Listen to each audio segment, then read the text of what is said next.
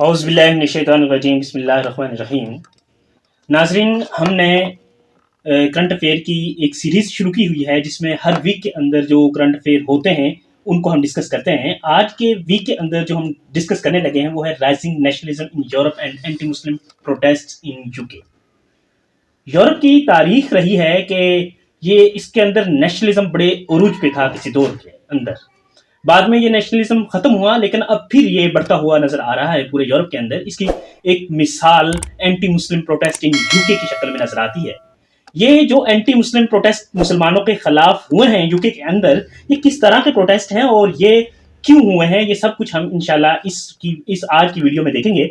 ये जो anti Muslim protest हैं यूके में, ये बड़ी शिद्दत इख्तियार कर चुके हैं। इनके अंदर जो एंटी मुस्लिम राइटर्स हैं वो मुसलमानों के घरों पर और मुसलमानों की इबादत गाहों पर, मस्जिदों पर अटैक कर रहे हैं। ये जो अटैक स्टार्ट हुए हैं, ये क्यों स्टार्ट हुए हैं और ये इस शिद्दत को क्यों इख्तियार कर चुके हैं, ये सब कुछ हम देखेंगे इसी वीडियो के अंदर। सबसे पहले देखते हैं कि ये प्रोटेस्ट जो हैं, ये प्रोटेस्ट यूके के अंदर कैसे स्टार्ट हुए। होता यह है कि 29 जुलाई 2024 को एक टेलर स्विफ्ट थीम डांस हो रहा होता है northern English town of Southport में। ये जो इलाका नजर आ रहा है ये northern English town of Southport है। यहाँ पे बच्चों का डांस हो रहा होता है और उनका योगा टाइप एक्सरसाइजेस हो रही होती हैं। उस टाइम पे एक शख्स, एक लड़का जिसकी उम्र 17 साल के आसपास है, वो यहाँ पे इंटर होता है और वो नाइफ से, चाकू से यहाँ पे बच्चों पर अटैक करता है। उसके नतीजे में जब ये अटैक करता है तो 3 बच्चे जो हैं वो मारे जाते हैं।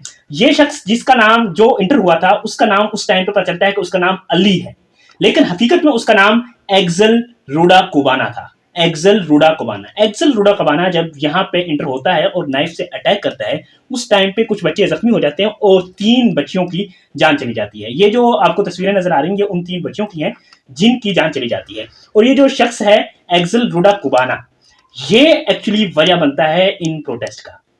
जब ये लोगों को पता चलता है कि इसका नाम अली है, हालांकि ये फेक नेम होता है, लोग समझते हैं कि इस नेम की वजह से वो समझते हैं कि इसका बैकग्राउंड इस्लामिक है, हालांकि इसका कोई इस्लाम से लेना देना नहीं था।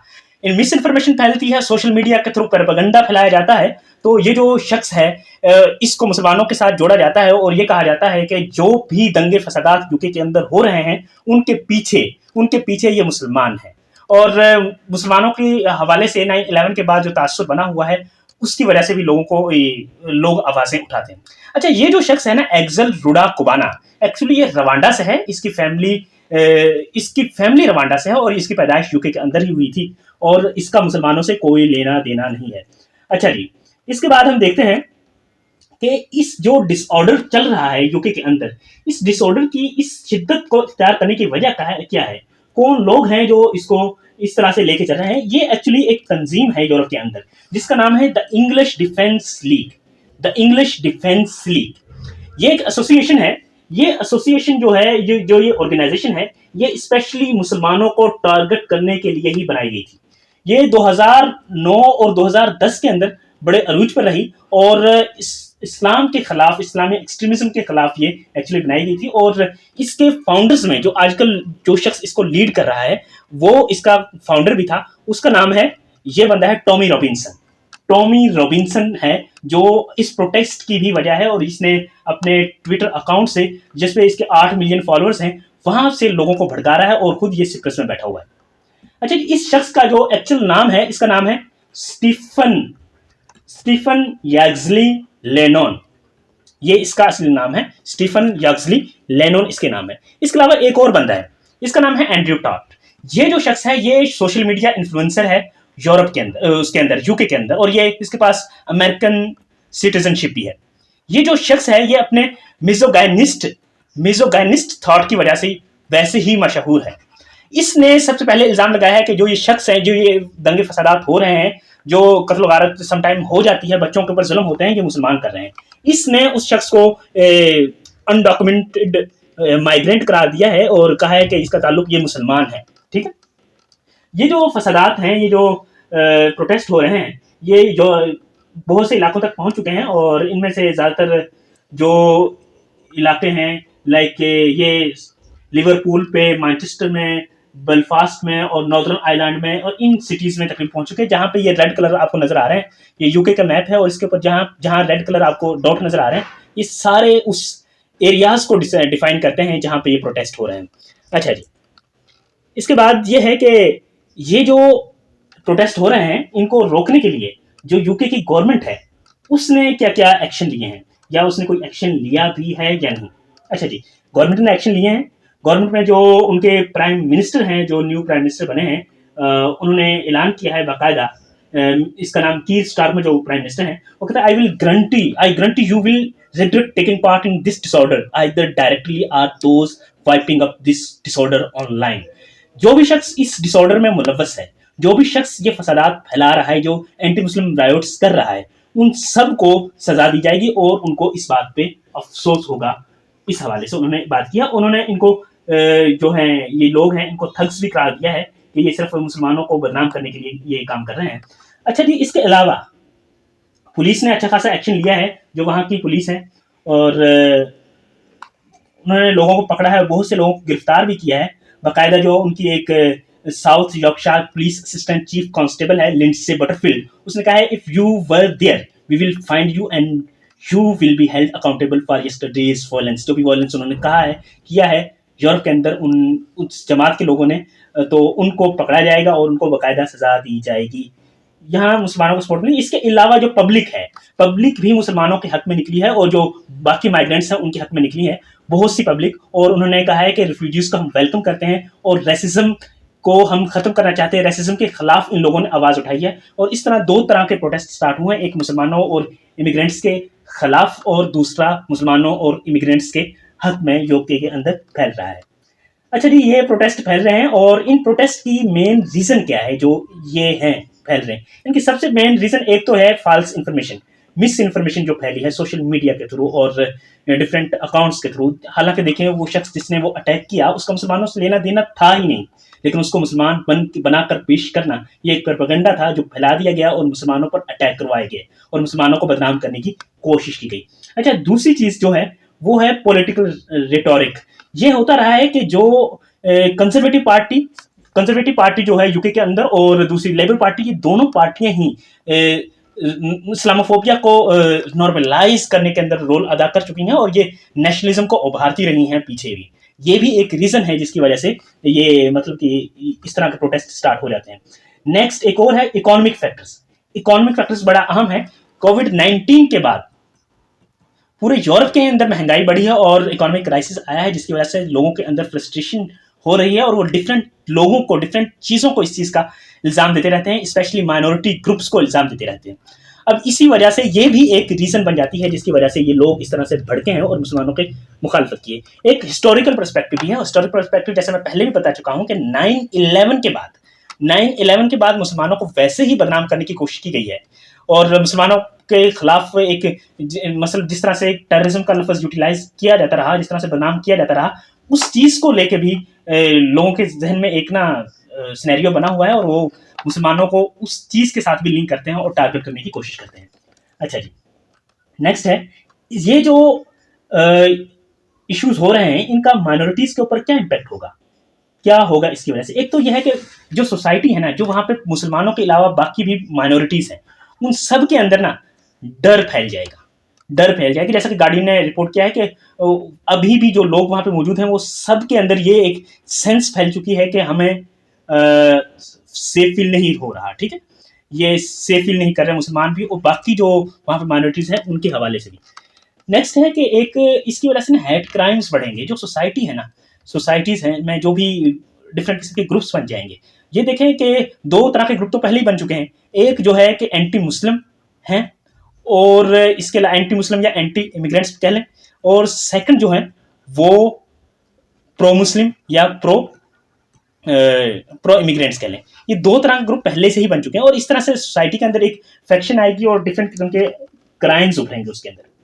अच्छा जी, सोशल फ्रेगमेंटेशन ये वही चीज है, मैं बता चुका कि लोग मुसलमानों को उनसे नफरत होगी, उनको मुसलमानों से नफरत होगी, और ये नफरत बढ़ती जाएगी अगर इस तरह के प्रोटेस्ट होते रहे। इस प्रोटेस्ट की वजह से भी अच्छे खासे अभी इम्पैक्ट्स आएंगे यूके की सोसाइटी के ऊपर। अच्छा जी, नेक्स्ट है कि ये जो एक मैंने आपको बताया कि प्रोटेस्ट हुए हैं, ये एक नेशनलिज्म की मिसाल है यूरोप के यूके के अंदर। ये सिर्फ यूके के अंदर ही नहीं है, पूरे यूरोप के अंदर नेशनलिज्म की लहर फैल रही है। यूरोप के अंदर डिफरेंट ममालिक में फैल रही है, और ये कैसे फैल रही है इसको हम अभी डिस्कस करते हैं, अभी आपको समझ आ जाएगी। ये जो डिफरेंट किस्म के लीडर्स आपको नजर आए, ये सारे लीडर्स हैं स्पेशली नेशनलिज्म की वजह यूरोप के अंदर। जो anti Muslim, anti immigrants sentiments की जो वजूहत हैं, वो मेनली ये चंद एक लीडर हैं यूरोप के अंदर। इन लीडर्स को और इनके ममालिक को हम एक एक करके डिस्कस करते हैं।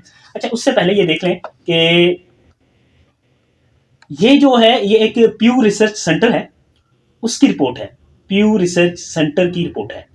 इसके मुताबिक है कि कितने परसेंट लोग से कह रहे हैं, वो ये कह रहे हैं कि large number of refugees living Iraq and Syria is a major threat to their country. किन ममालिक में जो ये हैं लोग मेजर थ्रेट समझे जाते हैं, जो सीरिया और इराक से रिफ्यूजीज आए हैं। असल में रिफ्यूजीज के खिलाफ जो नफरत है, ये एक्चुअली वो नेशनलिज्म की वजह से ही है कि वो अपने आप को सुपीरियर समझते हैं और वो आने वाले लोगों को उस तरह से भाव नहीं देते। अच्छा जी, पोलैंड के अंदर 73% लोग हैं, वो ये समझते हैं कि ये रिफ्यूजीज जो हैं वो उनके लिए एग्जिस्टेंशियल थ्रेट हैं, उनके लिए डिफरेंट किस्म के मसाइल क्रिएट कर सकते हैं।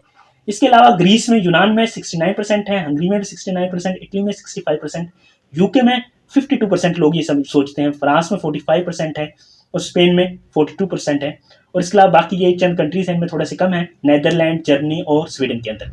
या आप मैप में भी देख सकते हैं, जो ज़्यादा इस तरह का एरिया है, ज़्यादा गहरा एरिया है, वहाँ पे ज़्यादा ये सेंटिमेंट मौजूद है, एंटी इमिग्रेंट्स वाला, एंटी रिफ्यूजीज वाला। ठीक है।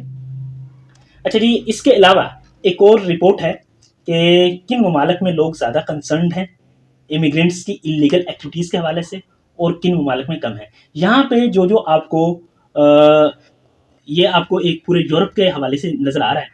यहाँ पे आपको पता चल रहा है कि ये जो पाई पाई चार्ट आपको नज़र आ रहा है, इसमें पता चल रहा है कि 78% जो लोग हैं वो कंसर्न है कि ये इलीगल एक्टिविटीज़ कर सकते हैं पूरे यूरोप के अंदर। 21% हैं जो कंसर्न नहीं है, और 1% है जिनका कोई पता नहीं है और कोई आंसर नहीं है उनका। ये भी, ये जो रिपोर्ट है ये है सजवास डेविड फाउंडेशन और प्रोजेक्ट यूरोप 2022 के अंदर ये रिपोर्ट आई है। अच्छा जी, इसके अलावा जो एक और प्यू रिसर्च सेंटर की रिपोर्ट है, उसके मुताबिक ये है कि जो इमिग्रेंट्स हैं अमेरिका और यूरोप में जो इमिग्रेंट्स हैं, इनके हवाले से क्या सोच है। दो तरह की सोचें हैं कि ये हमारी कंट्री को स्ट्रॉन्ग करते हैं या हमारी कंट्री के ऊपर बर्डन है। जर्मनी के अंदर देखते हैं, जर्मनी के अंदर 66% लोग ये समझते हैं कि ये हमारे मुल्क को स्ट्रॉन्ग करने के लिए हेल्प करते हैं, लाइक कि वो उनकी लेबर की जो ज़रूरियात है वो पूरी करते हैं, और बाकी जो ज़रूरियात हैं उनको पूरा करने में हेल्प करते हैं। दूसरा ये है कि 69% लोग ऐसे हैं जर्मनी के अंदर जो ये समझते हैं कि वो ये जो लोग हैं ना, उनके लिए बर्डन है, यानी बोझ हैं उनकी इकॉनमी के लिए, उनके लोगों के लिए, उनके लिए नुकसानदेह साबित होते हैं। ये उनकी एक मतलब कि एक ख्याल बना हुआ है, एक सोच बनी हुई है। अच्छा जी, नेक्स्ट जो है यूनाइटेड किंगडम, इसमें 52% लोग ऐसे हैं जो ये समझते हैं कि ये लोग इनके लिए फ़ायदेमंद हैं, इनकी कंट्री को स्ट्रॉन्ग करते हैं, लेकिन 37% लोग यहाँ भी यही समझते हैं कि ये जो लोग हैं उनके लिए खतरा है। नेक्स्ट देन यूनाइटेड स्टेट में 51% ऐसे हैं जो उनके लिए फ़ायदेमंद समझते हैं, और 41% ऐसे हैं जो मुल्क के लिए नुकसानदेह समझते हैं इमिग्रेंट्स को। इस तरह स्पेन में 47% हक में है और 46% हक में नहीं है। फ्रांस में 45% इमिग्रेंट्स की स्ट्रॉन्ग करने के हक में है, और 42% उनको लगता है कि ये मुल्क के ऊपर बर्डन है। देखिए आगे, फ्रांस, पोलैंड, ग्रीस और इटली, ये चार जो मुल्क हैं इनमें बहुत ज़्यादा एंटी इमिग्रेंट सेंटिमेंट्स मौजूद हैं इन 4-5 मुल्क के अंदर। अच्छा जी, इसके अलावा जो पॉलिटिक्स है यूरोप के अंदर, वो एक्चुअली मैंने बताया कि वो नेशनलिज्म की वजह है। ये पॉलिटिक्स जो यूरोप के अंदर नेशनलिज्म की वजह है, ये कैसे है और किन किन ममालिक के अंदर ये इस तरह से सूरत हाल बन रही है, ये एक एक कंट्री को हम देखेंगे। सबसे पहले हम देखते हैं फ्रांस के अंदर। फ्रांस के अंदर कई दफ़ा एंटी इमिग्रेंट्स और एंटी मुस्लिम रायोट्स आपको देखने को मिले होंगे, आपने देखे होंगे कई दफ़ा। अच्छा, ये फ्रांस के अंदर बहुत ज़्यादा हद तक होते रहे हैं। फ्रांस के अंदर एक रिपोर्ट है, 2017 का पोल किया गया था 2017 में। 2017 के एक पोल के मुताबिक, उसके अंदाजे के मुताबिक, जो 61% जो फ्रांसीसी है ना, वो अपोज करते हैं इनको, माइग्रेंट्स को, इमिग्रेंट्स को अपोज करते हैं, उनकी मुखालफत करते हैं, उनसे नफरत करते हैं 61%। ये 2017 की रिपोर्ट है, ठीक है। अच्छा, अब इसकी वजह क्या है? इसमें कुछ लीडर्स हैं जो फ्रांस में इस तरह के सेंटिमेंट्स की वजह बन रहे हैं। वहां की एक मशहूर लीडर है मैरिन ले पेन। मैरिन ले पेन, मैरिन ले पेन जो है ना, वो एक्चुअली नेशनल रैली एक पार्टी है फ्रांस के अंदर, नेशनल रैली, नेशनल रैली की ये हेड है, उसको लीड करती है। ये इलेक्शन कैंपेन जो चलाती है उसका मेन फोकस एक्चुअली इमिग्रेंट्स के खिलाफ होता है। इमिग्रेंट्स को मतलब कि उनकी वजह से जो मुल्क को नुकसान हो रहे हैं उनको ये उजागर करती है, लोगों को उनके नाम पे भड़काती है और उसकी बेस पे वोट लेती है। ये जो मैरिन ले पेन है। अच्छा जी, इसकी जो पार्टी है उसका नाम पहले था नेशनल फ्रंट, नेशनल रैली अब है, पहले इसका नाम नेशनल फ्रंट हुआ करता था फ्रांस के खिलाफ। इमैनुअल मैक्रोन भी जो है वो भी काफ़ी हद तक एंटी मुस्लिम है, लेकिन ये उससे कई गुना ज़्यादा, इसका मकसद ही यही होता है कि एंटी मुस्लिम और एंटी इमिग्रेंट्स के बेस पे वोट लेना। अच्छा जी, इसके बाद हम जर्मनी की तरफ चलते हैं। जर्मनी की तरफ जो ये एंटी इमिग्रेंट्स और एंटी मुस्लिम राइट्स बढ़े हैं, ये 2015 के अंदर जो रिफ्यूजी क्राइसिस आया था उसके बाद से स्टार्ट हुए। 2015 के अंदर जो रिफ्यूजी क्राइसिस आया उसके बाद से स्टार्ट हुए। अच्छा, इसी तरह से एक यूगोव एक का पोल हुआ था 2018 के अंदर। इस पोल के मुताबिक ये पता चला था कि 72% जो जर्मन्स हैं, 72% जो जर्मन्स हैं वो रिफ्यूजीज को एक्सेप्ट करने के हवाले से अपोज करते हैं, वो इनको एक्सेप्ट नहीं करना चाहते। 72% जो लोग हैं, और ये बहुत बड़ी तादाद है जर्मनी के अंदर। अच्छा जी, इसके अलावा जर्मनी के अंदर पहले नेशनलिज्म अच्छा खासा रहा है। हिटलर के दौर में जंग अजीम दोम की वजह ही यही आई है, वजह ही यही बनी थी, वो जर्मन अपने आप को सुपीरियर बनते थे। अभी भी ये सेंटिमेंट कुछ ना कुछ हद तक वहां पे मौजूद है। अच्छा जी, नेक्स्ट चलते हैं हम इटली की तरफ। इटली जो है ना, इसके अंदर बहुत ज़्यादा एंटी इमिग्रेंट सेंटिमेंट्स मौजूद हैं। इसके अंदर जो गवर्नमेंट है ना, वो एक्चुअली वो जीती ही एंटी इमिग्रेंट सेंटिमेंट्स के ऊपर है। जो वहां की प्राइम मिनिस्टर है जॉर्जिया मेलोनी, ठीक है, ये actually brothers of Italy party उसकी लीडर है, ब्रदर्स ऑफ इटली पार्टी। उसका अरूज ही इस बेस पे है कि उसके अंदर एंटी इमिग्रेंट्स जो सेंटिमेंट्स हैं बहुत ज़्यादा अरूज पे पाए जाते हैं। नेक्स्ट हम चलते हैं, एक और मुल्क है, ये जॉर्जिया मेलोनी की ये तस्वीर है, ये जॉर्जिया मेलोनी है। और एक और तस्वीर है, एक और ये मुल्क है डेनमार्क के अंदर भी इसी हद तक ये चीज़ें फैली हुई हैं। 2019 के अंदर यूरो बैरोमीटर एक इदारा है, इसके मुताबिक तहकीक की गई। इस यूरो बैरोमीटर तहरीक के मुताबिक जो डेनमार्क है उसमें 30% लोग ऐसे हैं जो पॉजिटिव अप्रोच रखते हैं इमिग्रेंट्स के हवाले से, जबकि 60% ऐसे हैं जो हेट करते हैं, नेगेटिव अप्रोच रखते हैं और उनको अपने मुल्क के लिए बर्डन समझते हैं। नेक्स्ट जो और ममालिक हैं जिनमें हंगरी शामिल है। हंगरी जो है ना, इसके अंदर एंटी इमिग्रेंट सेंटिमेंट्स को भड़काने वाला जो शख्स है वो एक्चुअली हंगरी का प्राइम मिनिस्टर है, विक्टर ऑर्बान। ये पीएम है, विक्टर ऑर्बान हंगरी का प्राइम मिनिस्टर है। इसकी भी इलेक्शन कैंपेन सिर्फ इसी बेस पे होती है कि जो इमिग्रेंट्स हैं उनको निकाला जाए, वो मुल्क के लिए बर्डन है, और ये जो वहाँ पे जो कोटा है इमिग्रेंट्स का उसके भी खिलाफ है, उसको अपोज करता है ये बंदा। देन आगे आ जाता है पोलैंड की जो लॉ एंड जस्टिस पार्टी है ना, लॉ एंड जस्टिस पार्टी का जो लीडर है उसका नाम है जेरोस्लाव काजिंस्की। ये जेरोस्लाव काजिंस्की है। ये जो शख्स है ना, ये भी एंटी इमिग्रेंट सेंटिमेंट्स रखता है और ये अपनी पार्टी के कैंपेन इसी बेस पे करता है। पोलैंड के अंदर एक के अलावा जो है स्वीडन, वहां पे भी जो है स्वीडन डेमोक्रेट्स का जो लीडर है, स्वीडन डेमोक्रेट्स एक पार्टी है वहां पे, स्वीडन डेमोक्रेट्स, इसका लीडर है जेमी एकिसन, ये वाला बंदा। ये जो जेमी एकिसन है ये भी बहुत ज़्यादा एंटी मुस्लिम और एंटी जो है इमिग्रेंट सेंटिमेंट्स रखता है, और इसकी ये भी एक बहुत बड़ी रीज़न है वहाँ के अंदर नेशनलिज्म को प्रमोट करने की। अच्छा जी, फिनलैंड के अंदर भी इसी तरह से, फिनलैंड के अंदर, और ये मैंने आपको बता दिया। और बाकी जो है ना इधर बाल्कान स्टेट्स हैं, यहाँ पे भी ईस्टर्न यूरोप वाली साइड पे भी बहुत से ममालिक हैं जिनके अंदर जो बहुत से एंटी सेंटिमेंट्स ये अरूज पा रहे हैं माइग्रेंट्स के हवाले से।